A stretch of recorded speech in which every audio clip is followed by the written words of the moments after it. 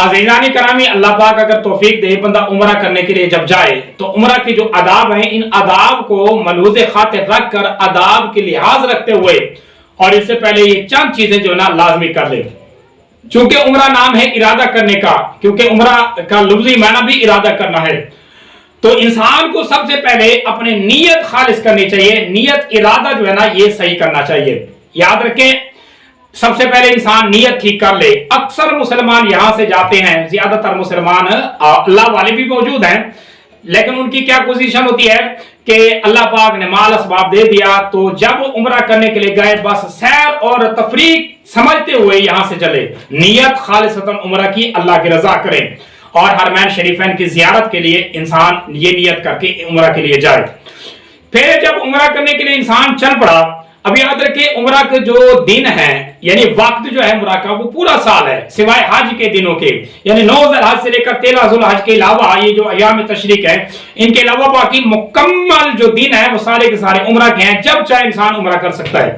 ہاں ماہ رمضان میں اگر عمرہ کرے گا تو اس کا اجر زیادہ ہے، کیونکہ حضور صلی اللہ علیہ وسلم نے فرمایا عمرہ کا جو ماہ رمضان میں کیا گیا اجر حج کے برابر اللہ پاک عطا فرماتا ہے. باقی دنوں میں عمرہ کا اجر عمرے کے برابر ہی ملتا ہے.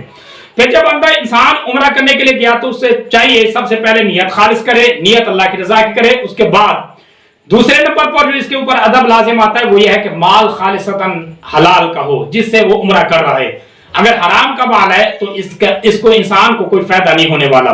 حلال مال سے عمرہ کرے، کیونکہ آپ دیکھیں جب خانہ کعبہ کی تعمیر حضور صلی اللہ علیہ وسلم کے دور میں وہ مشرک مکہ کے کر رہے تھے تو ان کے ذہن میں بھی یہ بات تھی کہ خانہ کعبہ کو بنانا ہے تو حلال مال سے بنانا ہے، حرام مال سے نہیں بنایا انہوں نے. اسی وجہ سے حتیم کی جو جگہ تھی خانہ کعبے کی وہ آئے گی، ان کا مال کم پڑ گیا، حلال کا مال اکٹھا کرنے میں کم ہو گیا مال، اسی وجہ سے وہ تعمیر مکمل نہ ہو سکی. وہ بھی سمجھتے تھے، حالانکہ بہت بڑے گناہگار تھے، کافر تھے. اسی وجہ سے ایک مسلمان کو چاہیے کہ وہ مال حلال کا انتظام کر کے اکٹھا کر کے پھر عمرہ کی زیارت کرے. اور پھر مال میں یہ بھی آتی ہے کہ جب انسان عمرہ کرنے کے لیے گیا ہوا ہے تو باقی پیچھے بھی مال چھوڑ کے جائے، اس کے بیوی بچے جو پیچھے رہ گئے ہیں ان کا گزر بسر اچھا ہو سکے جتنے دن یہ عمرہ کے لیے گیا ہوا ہے. اور اسی طریقے سے عورت ہے تو عورت اپنے ساتھ محرم کو بھی لے کے جائے. اگر محرم جا رہا ہے تو ٹھیک، ورنہ اس کا خرچ بھی اسی عورت کے ذمہ ہوگا اور وہ اتنا انتظامات کرے پھر جا کر وہ عمرہ کرنے کے لیے جائے، ورنہ اگر خرچہ نہیں ہے تو پھر عمرہ نہ کرے. اور اسی طریقے سے اس کے بعد ایک انسان کے اوپر ادب لازم آتا ہے، وہ تیسرا یہ ہے کہ انسان کیا کرے، توبہ استغفار کر لے. عمرہ پر جانے سے پہلے توبہ استغفار کرے، اپنے گناہوں کی معافی اور اپنے گناہوں کی گریہ زاری اللہ پاک سے کر لے، کیونکہ یہ بہت بڑا اللہ پاک اجر دینے والا ہے. اس کو بہت بڑی توفیق ہے مالک کائنات کی یہ جو کر رہا ہے عمرہ. اس سے پہلے انسان توبہ استغفار کر کے اپنے اعمال کو درست کر لے اور اپنے پچھلے سابقہ جو گناہ ہیں ان کی معافی مانگ لے. پھر جب انسان عمرہ کرنے کے لیے جائے تو سب سے پہلے اجازت بھی لے لے. کس سے اجازت لے؟ اگر والدین موجود ہیں تو ان سے اجازت لے، بیوی ہے تو شوہر سے اجازت لے، شوہر ہے تو بیوی سے اجازت لے. اور اسی طریقے سے باقی جن کے وہ تحت کام کر رہا ہے یعنی ملازم ہے تو اپنے افسر سے باقاعدہ اجازت نامہ لے. ایسے نہ چلا جائے لوگوں کو پریشان کر کے.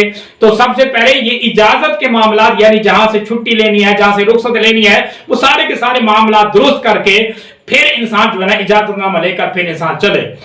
اور اسی طریقے سے اگر کسی ملک کے تحت رہ رہا ہے تو پھر چوری چھپکی بھی نہیں جا سکتا، اس ملک کی اجازت بھی لے کر عمرہ اور حج کرنے کے لیے جائے. ایسا بہت سارے لوگ کر رہے ہیں کہ بغیر ویزا کے باقاعدہ جو ہے نا چھپ کے انسان چلے جاتے ہیں. ایسا نہ کرے، باقاعدہ شرعی اصولوں کے مطابق ہی عمرہ کرے. اب جب عمرہ کرنے کے لیے جا رہا ہے اجازت نامہ بھی لے کر جائے. اور پھر اب جب پہنچ گیا تو خالصتاً گریہ زاری کرتا ہوا، دعائیں کرتا ہوا، اللہ پاک سے گریہ زاری کرتا ہوا اب یہ عمرہ کرے. عمرہ کے مکمل جو احکامات ہیں وہ بجا لائے. اس کے بعد اب انسان کے اوپر لازم یہ ہے، یہ دیکھو اکثر سننے میں یہ بات آئی ہے کہ یہاں سے مسلمان عمرہ کرنے کے لیے جاتے ہیں وہاں نماز ہی نہیں ادا کرتے. یاد رکھیں جس مقصد کے لیے آپ گئے ہوئے ہیں وہ مقصد مکمل کریں. خانہ کعبہ کی زیارت کریں، اللہ کے گھر کے لیے گئے ہوئے ہیں، عمرہ کرنے کے لیے گئے ہوئے ہیں تو سب سے پہلے عبادات کو اپنے مقصد کے سامنے رکھیں. سونے کے لیے نہیں گئے ہوئے یا گپے شپے لگانے کے لیے بھی نہیں گئے، نہ سیر و تفریح کے لیے گئے ہوئے ہیں. تو نمازیں باقاعدگی کے ساتھ ادا کرتے رہیں، جماعت کے ساتھ مسجدوں کے اندر نمازیں ادا کریں. اگر مکہ میں ہے تو خانہ کعبہ میں، جہاں ایک نماز کا ثواب 1,00,000 گنا زیادہ ملتا ہے. और अगर मस्जिद मदीना मुनव्वरा में तो मस्जिद नबी में जहां 10,000 नमाजों का अजर और सवाब अल्लाह पाक अता फरमाता है, और एक रिवायत के मुताबिक 50,000 नमाजों का अजर अल्लाह पाक अता फरमाता है।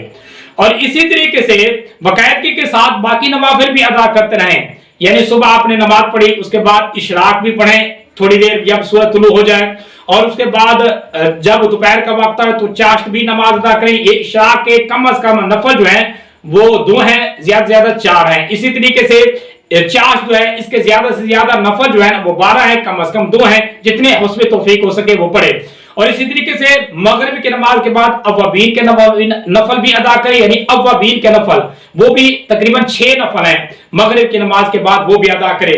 रात को सोने से पहले भी नफल अदा करता रहे, इसी तरीके से रात को उठकर तहज्जुद की नमाज भी अदा करे। और इसी तरीके से जब भी मस्जिद के अंदर दाखिल हो तहियतुल वुजू के नफल भी 4 अदा करे, यानी 2 तहियतुल वुजू के, 2 तहियतुल मस्जिद के। ये सारे नवाफिल के इंतजाम करते रहे, क्योंकि वहां इंसान फारिग है, इसे नमाजी अदा करनी है, इबादत ही करनी है। ये सारे काम करता हुआ इंसान अपने उम्र को मुकम्मल करे। फिर जैसे कि हुजूर सल्लल्लाहु अलैहि वसल्लम का फरमान है, उम्र का जो अजर ये है कि अल्लाह पाक इसके साथ का सारे गुनाहों को माफ कर देते हैं। अब जब ये उम्रा करके वापस आया तो इसके गुनाह मिट गए, खत्म हो गए, ऐसा जैसे कि अभी पैदा होकर ये इंसान दुनिया के अंदर आया हुआ है। अब आगे ये तहैया कर ले कि उम्रा करके अब आया है ना, अब इंसान ने कोई गुनाह नहीं करनी, किसी की हिबत नहीं करनी, किसी की चोरी नहीं करनी, नमाजें नहीं छोड़नी, शरीयत के मुकम्मल काम करने हैं। शरीयत ने जिन कामों से मना किया उनसे रुक जाना है, तो तब जाकर इसको उम्रे का जो हासिल है वो हासिल इसको मिलेगा, यानी उम्रे का फायदा इंसान को दुनिया के अंदर होगा, आखिरत के अंदर भी होगा, लाजमी बात है।